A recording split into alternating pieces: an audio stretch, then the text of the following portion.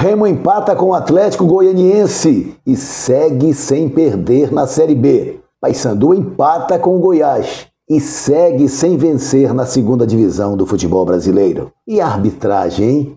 Já já para você aqui no Nesf Segundo Guerra.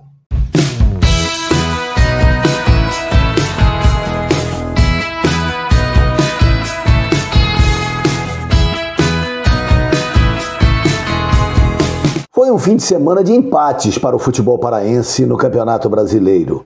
Nas duas divisões, nas séries B e D, não vencemos, também não perdemos. Se a gente começar pelo jogo do Clube do Remo contra a equipe do Atlético Goianiense, a gente fica com aquele gosto amargo, porque a vitória estava nas mãos e se não fosse a arbitragem, sim, se não fosse a arbitragem, o Remo teria conquistado uma vitória fora de casa, a primeira vitória fora de casa nesta competição, e seria, neste momento, o líder geral do Campeonato Brasileiro da segunda divisão.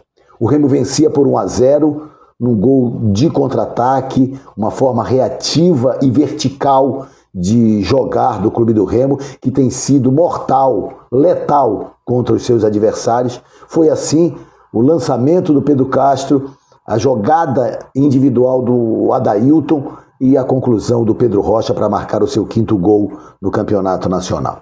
1-0 para o Remo. Em outro contra-ataque, com Regis começando e terminando a jogada construída pelo lado esquerdo pelo Felipe Viseu, o Remo fez o seu segundo gol. Regis, de coxa, de quadril, colocou-o para dentro, só que o VAR, a arbitragem de vídeo, recomendou revisão no lance, alegando uma falta na origem. O árbitro amapaense, que tinha dado sequência ao lance e tinha confirmado o gol, foi ao monitor e, depois de quase 5 minutos, resolveu tornar sem efeito a confirmação do gol, marcando falta do Daniel Cabral em cima do jogador do Atlético Goianiense. Eu já vi, revi, voltei, parei e não achei a falta. Nada aconteceu. O árbitro anulou o gol, que seria o segundo do Clube do Remo, e no último lance da partida, o Atlético Goianiense empatou num lance infeliz do Caio Vinícius, que tentou jogar a bola para a linha de fundo, acabou perdendo o tempo da bola, cabeceando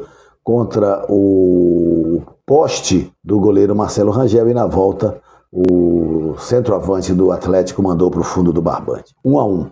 Bom resultado? Sim, bom resultado no contexto geral, mas nas circunstâncias não. O Remo tinha a vitória nas mãos e a vitória, foi tirada pela arbitragem do jogo. Protestos, várias expulsões, o árbitro expulsou 3 membros da comissão técnica do Clube do Remo no pós-jogo, deu cartão amarelo para o Regis, o presidente Antônio Carlos Teixeira foi citado em súmula, enfim, vem alguma coisa por aí em termos de punição, pelo menos para o presidente do Clube do Remo, mas a dor desta perda de 2 pontos do Clube do Remo, ela continua muito forte e é justa. É um posicionamento que deve ser mantido e o Remo fez isso oficialmente. Não vai dar em nada. O presidente do Atlético Goianiense disse, isso aí não dá em nada. Não pode até não dar, e não deve dar. Mas o Remo precisava se posicionar, e o que a gente pede é equidade. O Remo foi bem no jogo, poderia ter vencido, independentemente do erro da arbitragem, é verdade, mas também não custa a gente aqui protestar veementemente. É um problema sério a arbitragem brasileira? Sim, é um problema sério. É um problema sistêmico? É um problema sistêmico. Enfim, no jogo o Remo merecia a melhor sorte.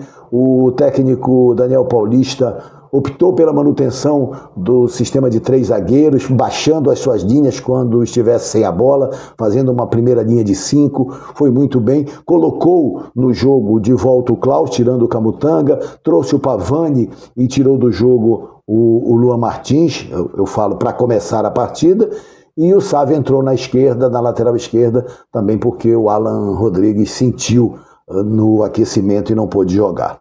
O Atlético começou melhor, depois o Remo equilibrou o jogo e foi absolutamente correto na sua maneira de jogar. E na transição rápida, nos contra-ataques espetaculares desenvolvidos pela equipe do Clube do Remo. O Remo é o terceiro colocado, com 16 pontos, um a menos que o Goiás, a mesma pontuação do Vila Nova, e o Goiás segue na liderança, porque empatou com o Paysandu no Mangueirão. O Paysandu também poderia ter tido uma sorte melhor, teve algumas oportunidades, mas também se livrou de alguns lances fortes do Goiás. De qualquer maneira, a entrega do Paysandu foi valorizada pela torcida, para alguns jogadores, mas a má fase de outros, como Nicolas, e a performance ruim do Giovani, que chegou para ser o homem criativo no meio-campo e lamentavelmente não consegue jogar, tem atuações ruins e por isso a torcida pega no pé. O Paysandu segue sem vencer, empatou em 0-0 com o Goiás, teve alguns momentos de lucidez, mas segue ineficaz, não consegue colocar a bola para dentro, é um problema recorrente no time do Paysandu Esporte Clube. Luizinho tem poucas peças, muita gente no departamento médico e por isso o técnico bicolor vai bater cabeça nesta sequência de Brasileiro. Ainda tem a Copa do Brasil no meio de semana contra o Bahia. O Paysandu começou com o Edilson na direita, o PK na esquerda, o Brian Bosch ficou como opção de banco, o Maurício fez a dupla com o Luan Freitas e no meio tivemos a presença do André Lima, que foi a novidade com o Martínez já recuperado no banco, entrando só no segundo tempo. Cabia vitória sim para o Paysandu, mas esta primeira vitória na Série B teima em não chegar e o Paysandu ficou no empate. É a gangorra. O Remo está no G4, o Paysandu no Z4. O Remo em 8 jogos ainda não perdeu, o Paysandu em 8 jogos ainda não venceu. Os dois têm o mesmo número de empates. 4 empates para o Leão, 4 empates para o Papão. Só que o Remo tem 4 vitórias e o Paysandu tem 4 derrotas no balanço geral da Série B. É preciso reagir. Faltam 30 rodadas, tem muito jogo pela frente, mas o Paysandu não pode seguir com esse déficit de pontuação, porque vai fazer muita falta e o Papão precisa de um sprint, precisa de uma reação para tentar sair desta zona bandida o mais rápido possível. Não tem como contratar, não tem elenco grande, o elenco é curto, é desequilibrado e o Luizinho Lopes vai fazendo milagres aí para colocar a equipe. Muita gente contesta, devia sair, Luizinho deveria deixar o comando técnico do Paysandu, mas e aí? Quem vem vai conhecer quando os atletas? E as opções, elas precisam chegar. O Paysandu precisa qualificar o seu elenco.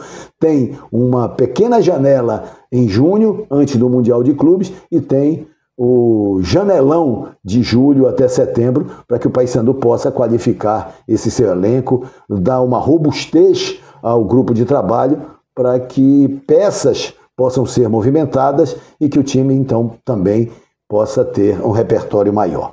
O olhar é esse. O Paysandu precisa se recompor, precisa se recuperar e que o Remo siga pontuando em todos os jogos, mostrando esta forma de jogar muito ajustada, muito equilibrada e, acima de tudo, disciplinada. Os jogadores cumprem aquilo que o Daniel Paulista pede. Na Série D também houve empate. Águia e Tuna se enfrentaram, empataram no Zinho Oliveira no sábado e seguem na zona de classificação da 4ª divisão do futebol nacional. Não vencemos neste final de semana, é verdade, mas também não perdemos. Um abraço, amigos, saúde a todos, até a próxima.